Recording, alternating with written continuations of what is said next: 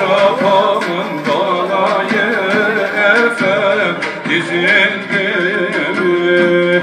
Seymenlerin alayı dizildi mi?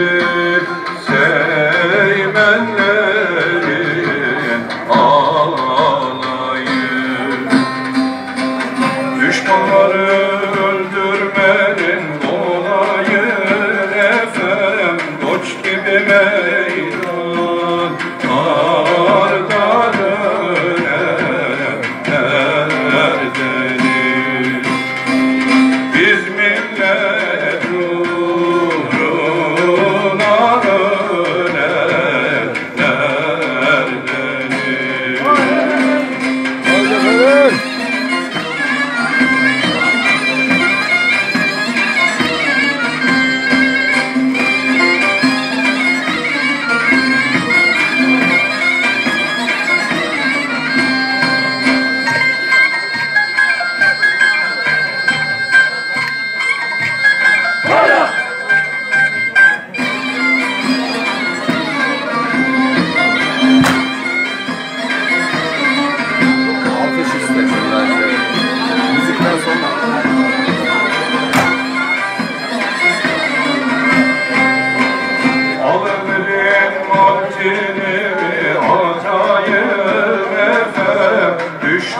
Düşmanları birbirine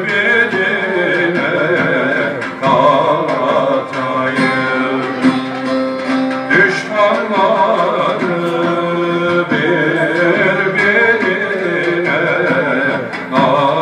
katayım. Fırsat verin malı mülkü satayım efem koç gibi meydanlarda dönerlerdedir. Biz vatan uğruna ölenlerdedir.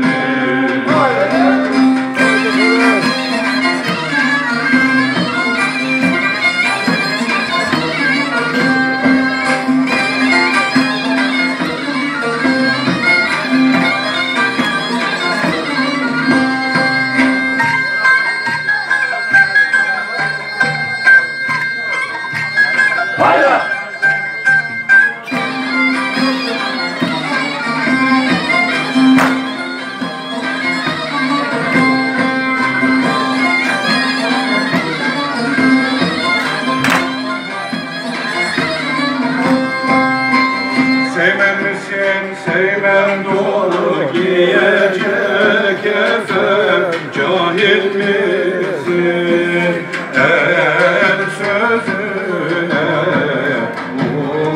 uyacak? Cahil misin el sözüne uyacak? Katil misin tatlı cana kıyacak efem, koç gibi meydanlarda dönerlerdedir. Biz ahmadık